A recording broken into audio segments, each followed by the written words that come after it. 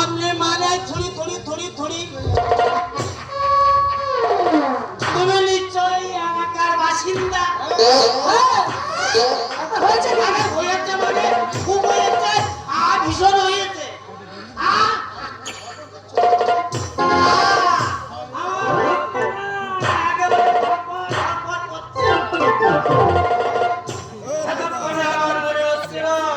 এবার আমার সমস্যা একেবারে পরিপূর্ণ না হলে আমি আলবত একেবারে হাত পাল হয়ে পড়ব। দেখুন আপনার বাজেট কথা শোনার সময় কি কোন কথা? রাম শ্যাম যদু মধু যাকে তাকে একেবারে ওই পদের পরে একেবারে ক্ষমতায় পাঠালি হলো। বিচার বিবেচনা করে দেখতে হবে না কে যোগ্য আর কে অযোগ্য।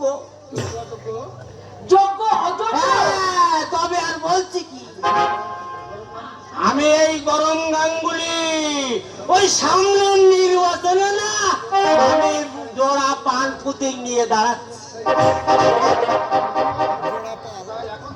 তাই এখন থেকে না এই সকল ভোটারদের কাছে আমার আকুল আবেদন। কিন্তু আপনার ভোট তো এখনো অনেকদিন বাকি আছে। আরে জানি জানি জানি, কিন্তু এখন না আমি একেবারে কোমরে বেঁধে লেগে পড়েছি। অনেক একেবারে তিনবার আমার জামানত একেবারে বাদে হয়ে গেছে। কিন্তু এবার কিন্তু আমি পরাজয় স্বীকার করতে রাজি নই। যেমন প্রকারে হোক আমি মন্ত্রী হব। হ্যাঁ, মন্ত্রী আমার হতেই হবে।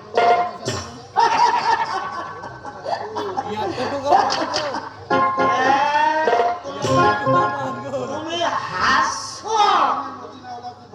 এই জনগণের মর্জি না হলে আপনি ভোটে জিতবেন কি করে? আরে হবে না মানে আর ভোট হবে। ওই প্রতিষ্ঠিত দেশের রাজনৈতিক দলগুলো মানুষের প্রতি একেবারে সমস্ত আস্থা হারিয়ে ফেলেছে।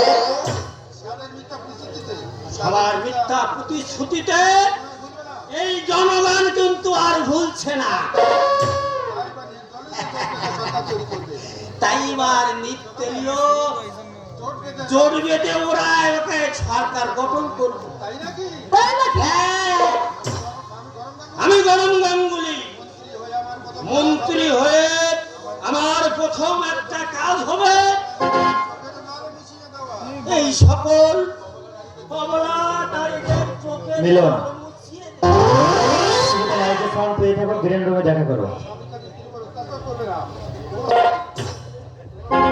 কোন স্বামী আর তার স্ত্রীকে নির্যাতন করতে পারবে না।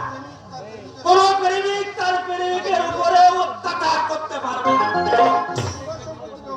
আর ওই বিধবার সম্পত্তি না কেউ ফাঁকি দিয়ে নিতে পারবে না। বাবা তাহলে খুব ভালো হবে।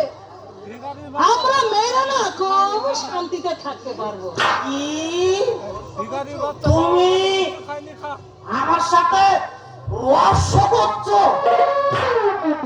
এই কি কখনো পারি আপনার মতো মহান মানুষকে? কথাটা হচ্ছে কি, আমি কিন্তু এবার মন্ত্রী হচ্ছি। তা হব মন্ত্রী মশাই, একটা সত্যি কথা বলবেন কি? হ্যাঁ, তুমি বলো না, তুমি একটা কেন হাজারটা বলো, আমি সব আপনার তৃতীয় পক্ষের স্ত্রী কেন থানায় গিয়ে আপনার নামে অভিযোগ দিয়েছিল? এই খবরটা বাজে কথা একদম বলবো না বলে দিচ্ছি। বাজে কথা নয়, আপনার তৃতীয় পক্ষের স্ত্রীকে না আমি ভালো করেই চিনি। হ্যাঁ, আপনার অনেক টাকা আছে, তাই মেয়ের বয়সে মেয়েদের বিয়ে করতে আপনার বিবেকে বাধে না? ওরে বাবা রে বাবা,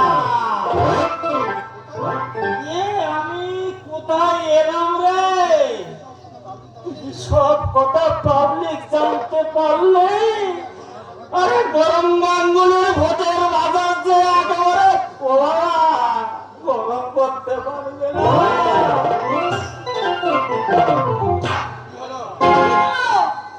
আরে কিচ্ছু না কিচ্ছু না কিচ্ছু না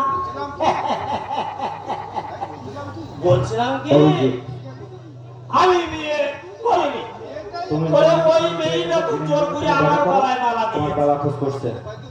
আমি শুধুমাত্র ছেলের মতো ওই তোমার সেই মেয়েটার না আমি গলা পাড়িয়ে দিয়েছি আর আমার গলায় পরিয়ে দিয়েছি। আমি তো আর কাউকে নিয়োগ করতে পারিনি। সে তো বটেই, তাহলে তো আপনার কেরিয়ার নষ্ট হয়ে যাবে। বোঝো তো তুমি বোঝো তো সব। এই যে শুনছেন শুনে যান শুনে যান আপনাদের ঘরটা কিন্তু আমাকে দেবে। আমি না আপনাদের জন্য অনেক কিছু করব। হ্যাঁ শুধু শুনে যান ভোট দেবেন কোনখানে